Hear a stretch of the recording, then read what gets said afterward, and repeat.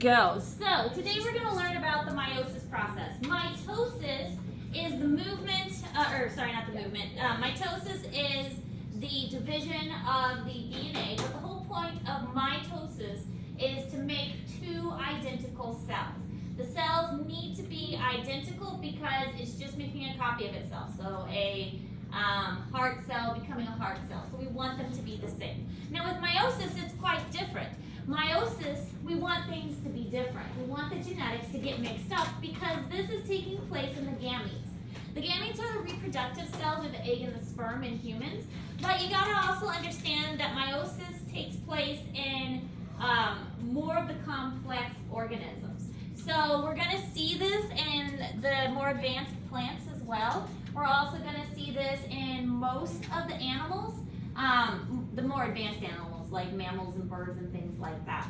The basic animals like sponges and jellyfish and stuff aren't gonna do this. But meiosis helps with the mixing up of the genes because the idea is the more diversity, the better the organism is going to be able to survive.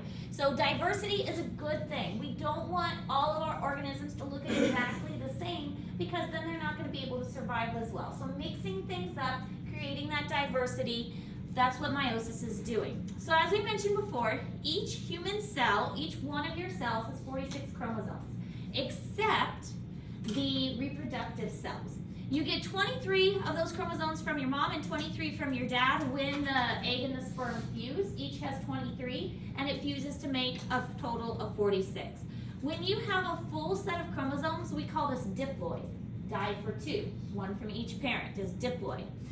We also can abbreviate that as 2N, so a lot of times you'll see it written as 2N for diploid. Somebody bring me a bug.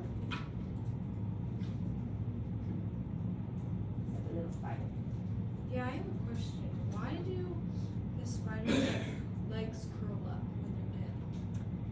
Their muscles are relaxed and it makes them go into that curled up position.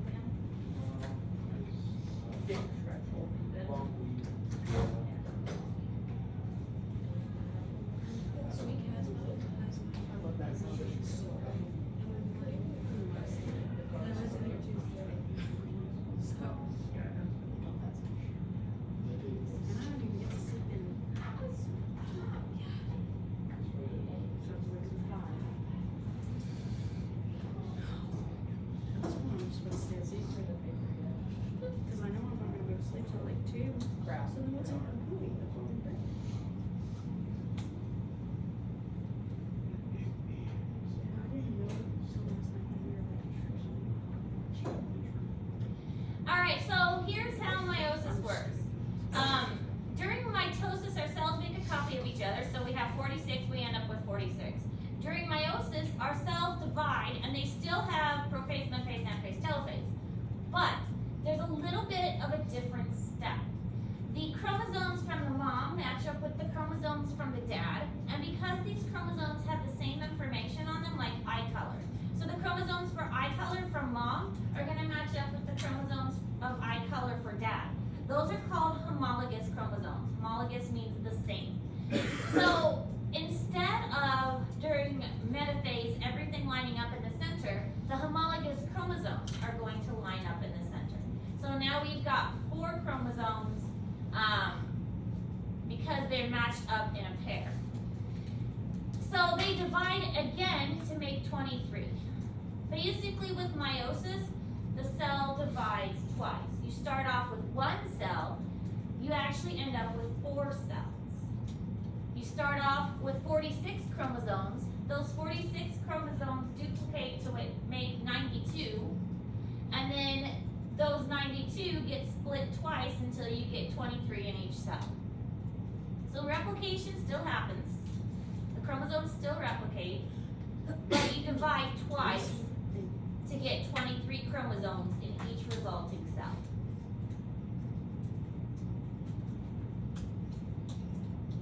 it's kind of like mitosis happens twice. Did you guys cover this in biology? Yeah, yes, because I remember the Punnett squares. Punnett squares does go into this, yeah. Yeah.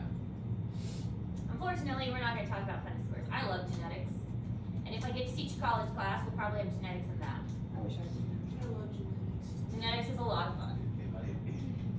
But we're not going to get into Yeah, genetics. and we really didn't get to get much into that in biology, because that's where COVID hit. Yeah, because we had the baby thing. Yeah. I do remember that project was so fun. My baby was adorable. My baby was a cross between me and Leonardo DiCaprio. Say what? My baby was a cross between me and Leonardo DiCaprio. So it was Because I his didn't have a child. partner. Mine was Jimmy Barbarota. I don't remember what it was. Our baby was cute though. She Yeah, was our a class was camera. really small, so I didn't get to have our babies. Yeah, genetics is a fun topic, and I wish we had more time to talk about it, but we don't.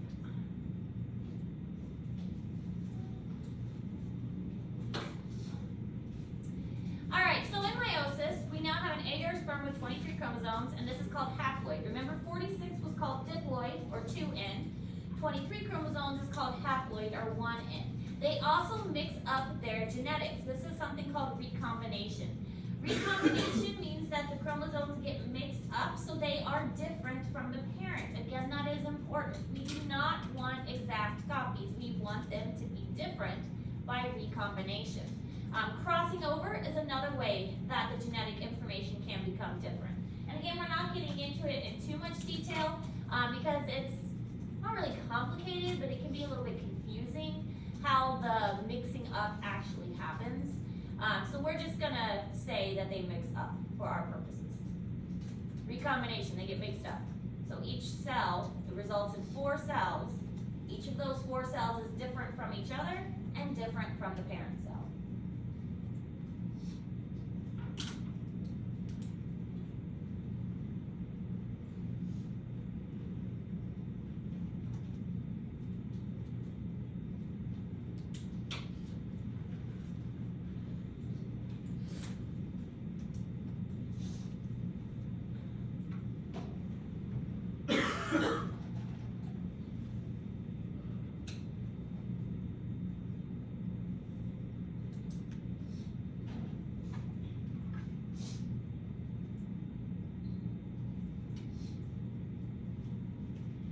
So this is in Google Classroom for you, but it's a really great summary of the meiosis process. So again, I'm simplifying this and just going to the bare bones of it. Meiosis divides twice. The end product is 4 cells, not 2. 4 cells all have half the information, so they have 23 chromosomes. They are considered 1N or haploid. And the 4 cells are all different from the original. They are not genetically the same. So again, this is in Google Classroom, but it's a great summary of the process. Obviously, we've skipped a lot of steps, and we'll talk about the steps in a moment. But this is just basically, this is what happens.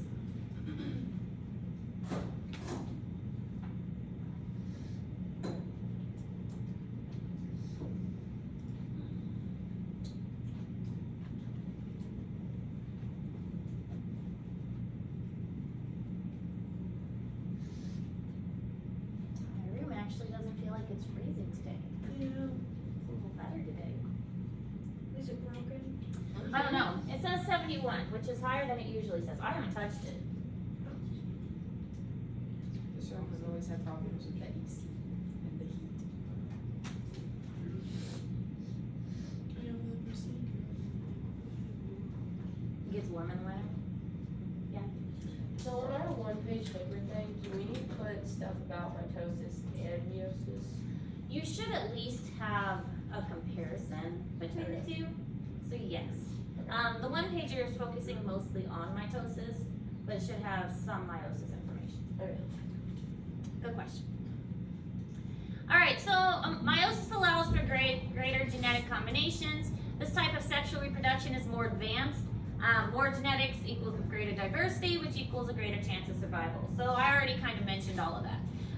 If you go to a pond outside and you see lots of wildlife, lots of frogs and salamanders, all kinds of different fish, then that pond is healthy. If you go to a pond, thank you, and just see one type of fish or no frogs or the same kind of plant, that pond is not as healthy because it is not as diverse. Diversity is good. We want diversity.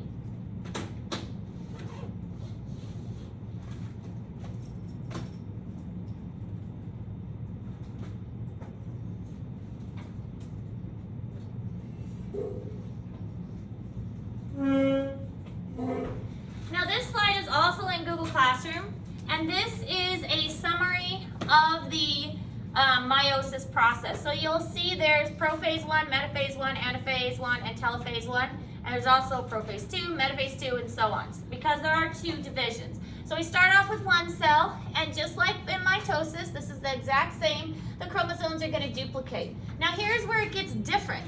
We have the homologous chromosomes line up. So one of these is from the mom, one of these is from the dad, and they are paired up. So there's actually 4 chromosomes. This part is also different.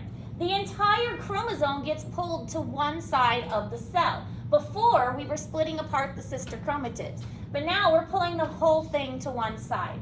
So by the time we get to the first telophase in cytokinesis, we have smaller cells, but they still have too much information because this side is exactly the same as this side. So we need to split the cell again. Now the second phase of meiosis is the most similar to mitosis because now we're just doing the sister chromatids lining up, sister chromatids getting pulled apart. By the time this ends, we have 4 cells, all of them different, and all of them different from the original with half the information that the original had. Here's another very simplified version, but this is also in Google Classroom. So we have blue representing dad, red representing mom. You can see that the homologous chromosomes are going to get matched up, but this one actually shows crossing over. Crossing over is another way that the genetics can get mixed up. With crossing over, what happens is a little chunk of material actually breaks off and switches with its homologous chromosome. Because they're coding for the same thing, they actually switch up their genetics a little bit, which is kind of weird to think about, but also a good way to introduce entirely new genetics. It could cause mutations to happen as well, but it's a way that entirely new genetics can happen. So it's like if you have siblings and one of those siblings like, oh, what happened to you? I mean, why do you have that trait and you don't look like anybody else? It could be because of crossing over that has introduced something entirely new into the egg and the sperm. So then we have meiosis 1. We still have too much information because we still got a sister chromatid joined here. So then we have meiosis 2, which splits it apart. And this really shows that everything is different. There is no other one that has a big red and a little blue with a red spot. Every single cell is different from the original. All right, so we're going to watch a short video explaining the process because sometimes seeing the process in action is really helpful. And again, as we go through this course in general, YouTube is a great resource. There's lots of educational videos that you can pull up if you're having trouble or struggling with a certain topic. The cell prepares for meiosis just as it does for mitosis. But as the DNA condenses, each chromosome finds its homologous counterpart. These matching pairs of chromosomes hold equivalent genetic information, one set from mother and one from father. Next comes the first shuffle of nature's genetic deck. The 2 homologs trade genes in a process called crossing over. This forms new hybrid chromosomes.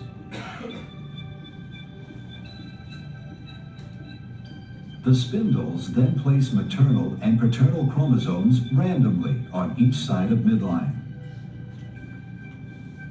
It is another shuffle that can lead to a host of different genetic outcomes. Finally, spindle fibers pull the homologs apart. This leaves the sister chromatids intact. With twice the amount of genetic information the cells will need, nature must cut the genetic deck in 2.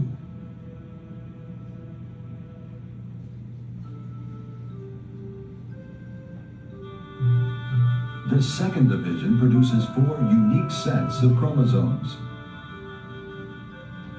Because they carry half the genetic information, we call these haploid cells. Many of them will mature into sperm and eggs, the reproductive cells called gametes. So it says many of them will mature into sperm and egg because what actually happens is in the male, all 4 of them become sperm, but in the female, only 1 of them will become an egg and 3 others become something called polar bodies.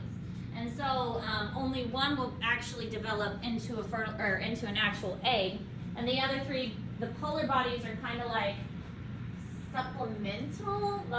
Our body basically reabsorbs them, but all 4 would become sperm in a male. All right, so that's all we're gonna go over for meiosis. That is really just like the tip of the iceberg, the very fast version, hoping that you remember some of it from previous classes and that this is just a review. It is kind of like mitosis happening twice. The second step, meiosis 2, is the more similar one because that's where the sister chromatids get separated out. The first part of meiosis 1, that's the one that's really different because you're separating the homologous chromosomes and not the sister chromatids. Any questions? Is anybody confused? It's okay to be confused. Because I went really fast. Alright, so make sure you have your cell crash course done today. The cell drawing and the osmosis with Clark the cow. All of those 3 things are due today. Of course, your bell work also due today. The 1-pager is due next Friday, but you can continue on that if you're done with everything else. Yes? The Gizmo's not like opening for us, like all 3 of us were trying to open it except this site. Okay, I'll come over and check it out. Yeah. Okay, any other questions? Did you take it? You guys in trouble, Liz. Come on. I had to type with one hand that whole time.